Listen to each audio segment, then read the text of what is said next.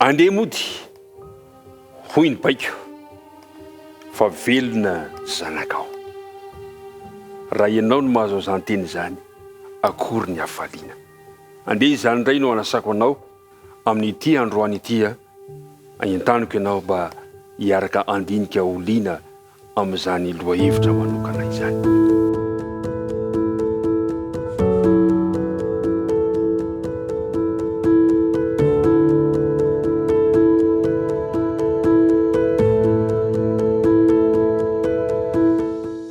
Ampifaliana mandrakariva indray no iarahako aminao amin'izao ora sarobidy. Sarobidy satria iarahantsika mianatra ny tenin'Andriamanitra ilay fiainana ho antsika tsirairay avy.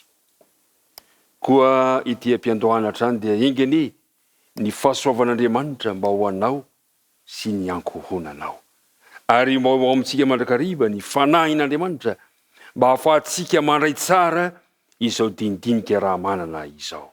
Koa milohan' izany nefa dia ndeha isika hiaraka hivavaka. Andriamanitra rainay any an-danitro, misaotranao indray izahay noho ny famondram-ponao, noho ny fahasoavanao izay mbola matoy izao anay. Zinona moa izay zahay izay toy ny kankana sy olitra ihany, mpanota tsy mendrika kanefa nomenao ity tombotsoa ity.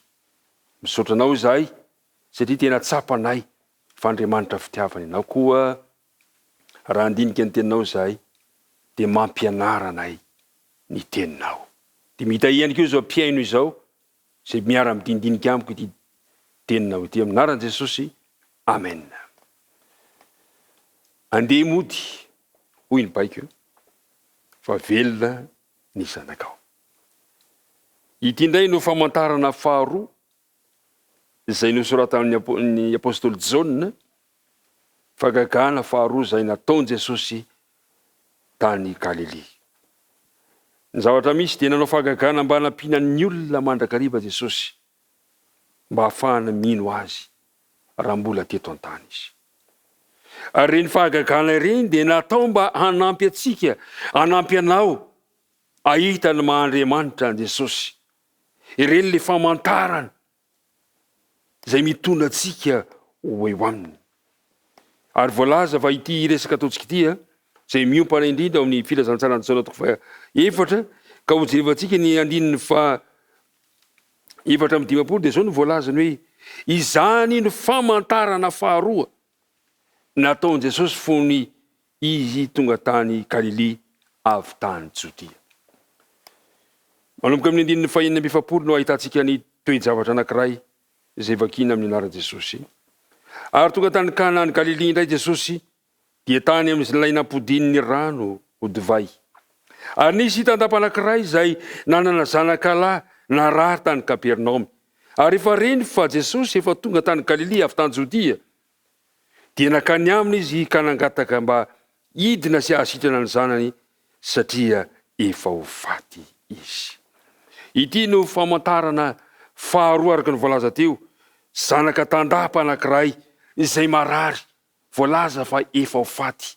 Izany hoe ao anatin'ny toe-javatra izay efa mampitebiteby, ao anatin'ny toe-javatra izay efa mampatahotra indrindra. Niazakazaka izy, nangataka nankany amin'i Jesosy. Jesosy eo, sitrano zanako fa efa ho faty. Jesosy azo angatahana. Jesosy azo hitalaona.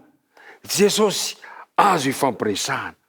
Fa somary nahagaga sady enjana nefa ny tenin' Jesosy. Eo amin'ny andininy fa 4:20. Dia hoy Jesosy, raha tsy mahita ny famantarana sy ny fahagagana ianareo dia tsy mahety hino mihitsy. Ohatrany hoe manome tsiny Jesosy hoe fangaro efa mahita famantarana sy fahagagana ianareo izay vao mamody manatona. Fa tsia, fa natao zao, natao izao toe-javatra izao mba hatsapana ny finoany tandapa ity an Jesosy.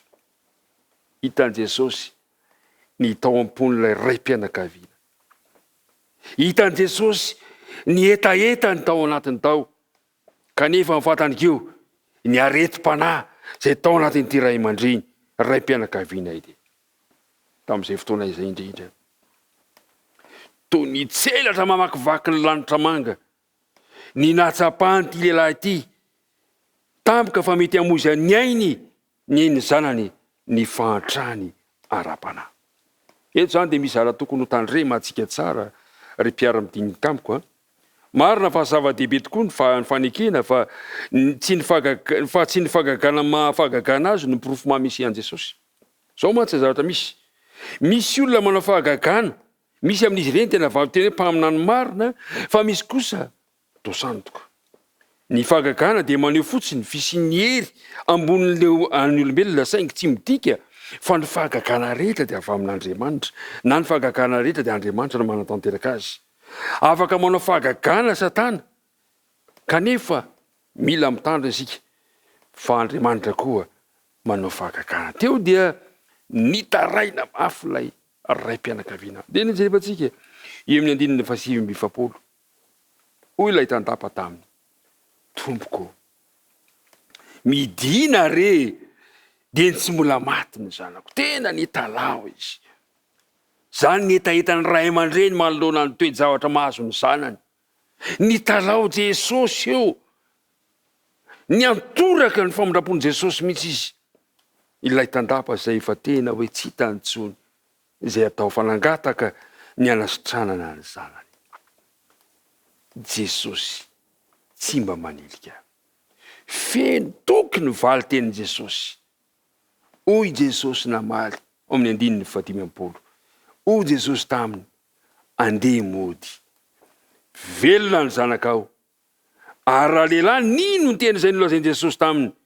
Ka dia lasa nody izy. Zany teny zany no tiako ampahirezina anao, tiako mba apetraka aminao, apitraka anao anatin'ny toe-javatra izay mahazo anao amin'ity androany ity. Fa Jesosy mamaly ny etahitam-pon'ny tsirairay avy. Tena mamaly atsika Jesosy. Ary vonona izy anomaly ny etahetanao. Hoy izy hoe andeha mody, velona ny zanakao. Le milaza le hoe velona ny zanakao dia filazam-potoana ankehitriny.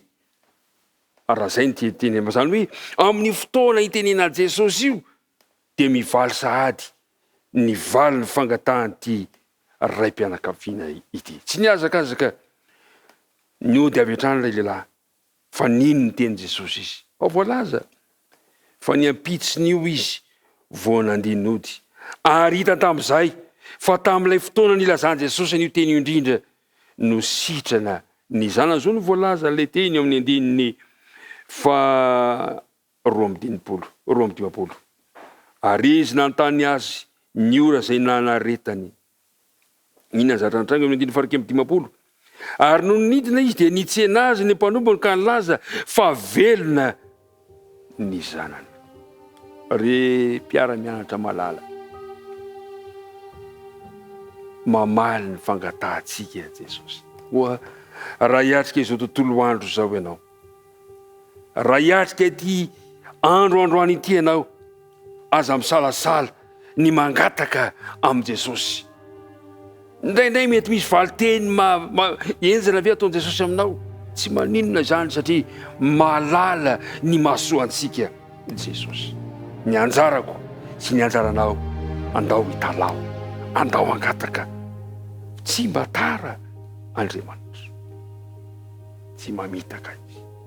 Rehefa niteny izy manao velona ny zanakao dia notanterahany. Tsy mba mamitaka an Jesosy tsika, tsy mba mandangy an Jesosy tsika, fa ny Jesosy ivavahantsika dia Jesosy afaka mamaly ny fivavahan-jaray avy. Koa andeha hoentina mavaka indray zany dinidinika izany, mba hampahery antsika tsirairay avy. Ivavaka isika.